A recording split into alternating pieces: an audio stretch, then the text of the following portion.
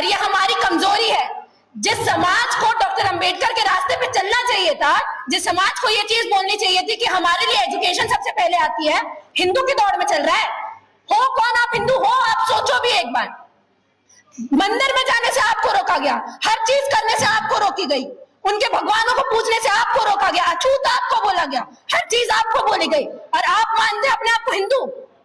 अगर सब हिंदू भी हो जाएंगे तो आप मुझे गारंटी दे सकते हैं इस चीज की कि ये देश डेवलप होगा, ये देश अमेरिका के जैसा बनेगा, ये देश चाइना से कंपीट करेगा? क्या हमारे हिंदू हृदय सम्राट वहां जाके ईरान को ये चीज बोलेंगे कि हमारा ट्रेड रूट क्लियर किया जाए? हिंदू राष्ट्र की दौड़ पर रहे ना सारे लोग। क्या चाहते हैं? मनुस्मृति का दौर वापस आए कि सारी स्त्रियां अंदर रहे, घर के पर्दे के अंदर घूंघट में रहे। हमारे लोग जितने तमाम लोग हैं मेहनत मशक्कत करें, मजदूरी करें, और आप ऊपर तंत्र में बैठे रहें। देख तो रहे ना, हिंदू राष्ट्र तो आप लोग ने बना लिया, इसलिए जातिगत जनगणना की बात आ रही है। एक चीज मुझे ये चीज समझ में नहीं आती, जनगणना आपको करवानी नहीं है तो पॉलिसीज आप लाओगे कैसे? अधिकतर देश जितने भी डेवलप, चाहे यूएसए हो, यूके हो, जर्मनी हो, फ्रांस हो, स्विट्जरलैंड हो, almost each and every countries which are developed today are doing their census, and what you are doing कि हिंदू बना दो लोगों को, मुसलमान घोषित कर दो, देशद्रोही घोषित कर दो। अगर लोगों की जनगणना आप नहीं करवाओगे तो आपको पता कैसे चलेगा किन लोगों के लिए कौन सी पॉलिसीज आनी चाहिए? और इनको डर है इस चीज से। मैं आपको आप लोगों को एक चीज बता देती हूँ, ये क्यों नहीं करवा रहे जातिगत जनगणना? क्योंकि इनको पता है कि बड़े बड़े तंत्रों में हमारे लोग बैठे हैं, इनको पता है बड़ी बड़ी प्रॉपर्टीज हमारे अंडर में, इनको पता है बड़े बड़े एमएलए, एमपी, आईएएस, आईपीएस, बड़े बड़े बिजनेसमैन सारे हमारे लोग हैं। इसलिए तो डर है ना। डर है, अगर बता देंगे तो लोगों को भटकाएंगे कैसे? डर है, बता देंगे तो ये हमारी रेल में कैसे आएंगे? ये डर है उनको। और आपको लगता है यहाँ बैठ के, यहाँ ये सारी चीजें करके हम लोग अगर जातिगत जनगणना करवा लेते तो करवा ही लेते। निकलना पड़ेगा। ये देश अब उस मुकाम पे है, आज सरकार वैसी हो चुकी है, गूंगी बहरी सरकार बन चुकी है कि अगर आपको ऐसा लगता है कि हमारे प्रधानमंत्री बन जाए, हमारे मुख्यमंत्री बन जाए तो हमारी बातें होंगी, तो बिल्कुल नहीं। सड़कों पर उतरना पड़ेगा, हक हकूक छीन के लाने पड़ेंगे, जैसे डॉक्टर अंबेडकर ने किया। डॉक्टर अंबेडकर ने अपनी पार्टी बेशक बनाई थी। अगर वो ये चीज बोलते कि मैं पीएम बनने के बाद तुम्हारे लिए हक हकूक लेके आता, तो शायद मैं, आप जैसे लोग यहाँ बैठे नहीं होते। तो जितना आप लोग चिल्ला के यहाँ पे बोल रहे हैं ना, जितनी अपनी हिंदू करके अपनी रेलें चला रहे हैं, पहले इतिहास पढ़िए अपना। और आपको उन लोगों से सुनने की जरूरत नहीं है। ये मनुवाद, ये आतंकवाद, ये आतंकवादी लोग हैं। मनुवाद को ढोने वाले वो आरएसएस शाखा वाले हम लोगों को ये चीज बताते हैं कि आप हिंदू है कि नहीं है। आप बताइए, देश से गद्दारी करने वाले हमारे लोग थे, तुम्हारे लोग थे?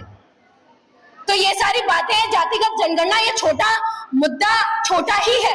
अगर आप लोगों को अपने हक हकूक के बारे में एक चीज पता चल जाएगी तो ऐसे तमाम मुद्दे आप लोग बेशक बहुत अच्छे तरीके से गवर्नमेंट से छीन के ला सकते हैं। तमाम वो लोग निकल के आए जिन लोगों ने ये प्रोपेगेंडा फैलाया था कि हिंदू हिंदू भाई भाई हैं, बटोगे तो कटोगे, जात पात की करो विदाई, हिंदू हिंदू भाई भाई, ये तमाम नारे दिए गए थे। तो आप लोगों को ये चीज समझनी पड़ेगी, अगर आप उनके भाई हैं, आप उनकी बहनें हैं, तो आप लोगों के लिए कोई रेगुलेशन आता है तो उनको इतनी तकलीफ क्यों होती है? ये चीज आप लोगों को समझनी पड़ेगी कि जब आपके हक हकूक की बात आती है तो वो आपके अगेंस्ट में प्रोटेस्ट क्यों करते हैं? वो आपके समर्थन में, आपके साथ में खड़े होकर क्यों नहीं रहते हैं? क्योंकि ये इनइक्वालिटी दिखाती है कि वो आपके इक्वल होने पे उनको कितना बुरा लगता है। वो नहीं चाहते हैं कि आप उनके बराबरी में भी खड़े रहें, वो नहीं चाहते कि आप उनके बराबरी में बैठे, वो नहीं चाहते कि आप उनके जैसे इंटेलेक्चुअल बातें करें। आपको एक चीज समझनी पड़ेगी कि डॉक्टर अंबेडकर जी ने हम लोगों को एक हथियार दिया है, बहुत ही खूबसूरत हथियार है, वो है एजुकेशन। अगर आपको लगता है कि धर्म का प्रचार प्रसार करके हिंदुइज्म को आप ठीक कर देंगे, तो डॉक्टर अंबेडकर भी हिंदुइज्म को ठीक नहीं कर पाए थे। जब वो अपने मौत के अंतिम समय पर थे, उन्होंने बुद्धिज्म अपनाया था। क्यों? क्योंकि उनको पता था कि जैसे शंभू जी हम लोगों से बात कर रहे थे, जब उन्होंने कहा था कि जातिवाद एक ऐसा महीन जाल है जो आप जिसमें उतना उलझते जाएंगे उतना ही और भी उलझते जाएंगे। और बहुत ही दुर्भाग्यतापूर्ण बात यह है कि उनका धर्म आज हम ढो रहे हैं। उन्होंने अपना धर्म इतना नहीं ढोया जितना आप ढो रहे हैं। जाति व्यवस्था उतनी वो फॉलो नहीं करते हैं जितनी आप करते हैं। ठीक है, उनके धर्म के देवी देवताओं को आप पूछते हैं, वो नहीं पूछते हैं। धर्म की रक्षा करने की बात, मंदिरों मस्जिदों की बात आती है तो आप उनकी रेल में सबसे पहले शामिल होते हैं।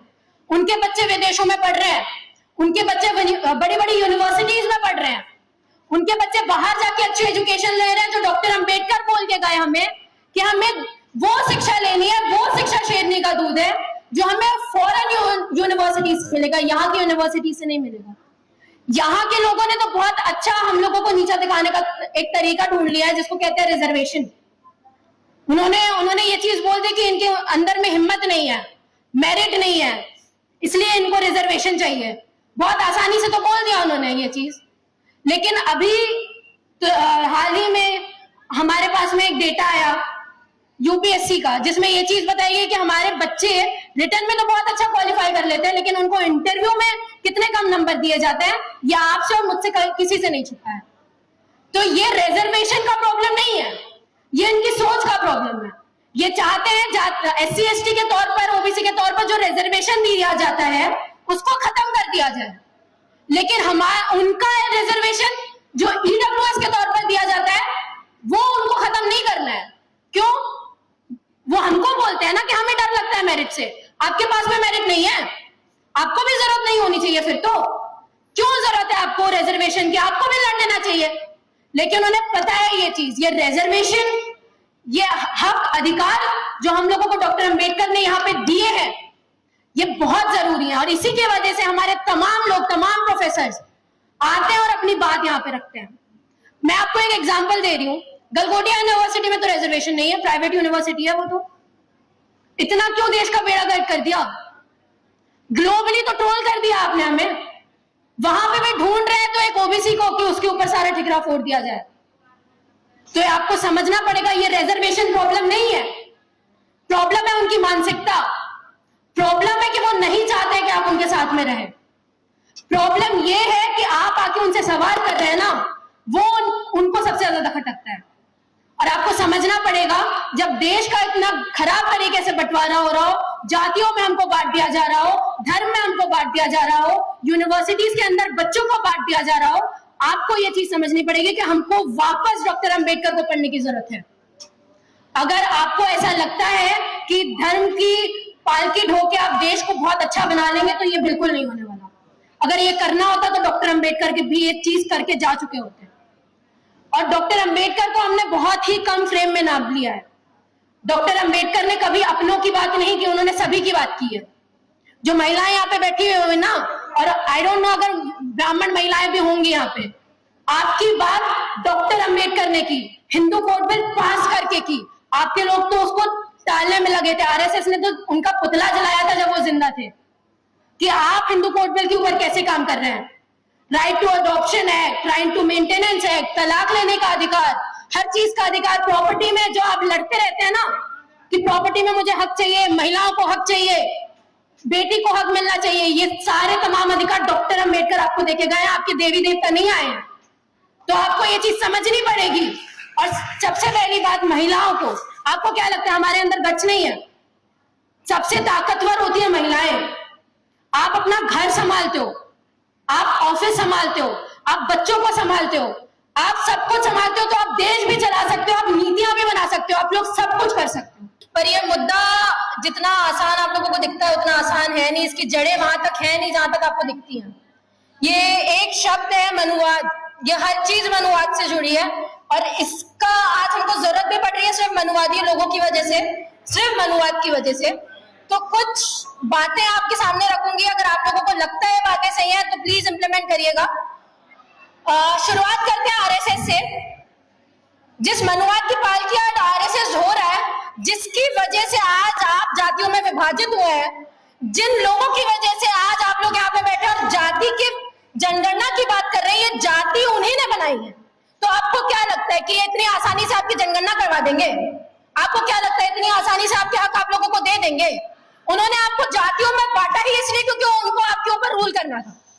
उन्होंने जातियों में विभाजित इसलिए इसलिए किया क्योंकि उनको पता था कि आप लोग बहुत मेजॉरिटी वाले लोग हो, अगर आप लोग एक साथ रहोगे तो उनके ऊपर भारी पड़ोगे। कहते ना डिवाइड एंड रूल की पॉलिसी जब ब्रिटिशर्स आए थे तो उन्होंने अपनाई थी, यही ब्राह्मण लोग के। और बहुत ज्यादा टाइम नहीं लूंगी, आखिरी में एक चीज जरूर बोलूंगी, अगर आपको लगता है कि आप डॉक्टर अंबेडकर को ऐसे हीरे, एक हीरा जो हमारे समाज को मिला है उसके खून के लोग हैं, तो सबसे पहले उनकी कही बात पे जाइए, एजुकेशन इंस्टीट्यूशन में जाइए। हमारे ड्रॉप आउट रेट बहुत हो रहे हैं, हमारे बच्चे पढ़ने नहीं आ रहे हैं। आप लोगों को ये एक चीज समझनी पड़ेगी, हर हक अधिकार मिलेगा सिर्फ पढ़ाई से, और सिर्फ पढ़ाई ही है और सिर्फ एजुकेशन ही है जो आप लोगों को उनसे टक्कर लेने का एक हिम्मत देती है। बहुत बहुत शुक्रिया, धन्यवाद। जय भीम, जय भारत।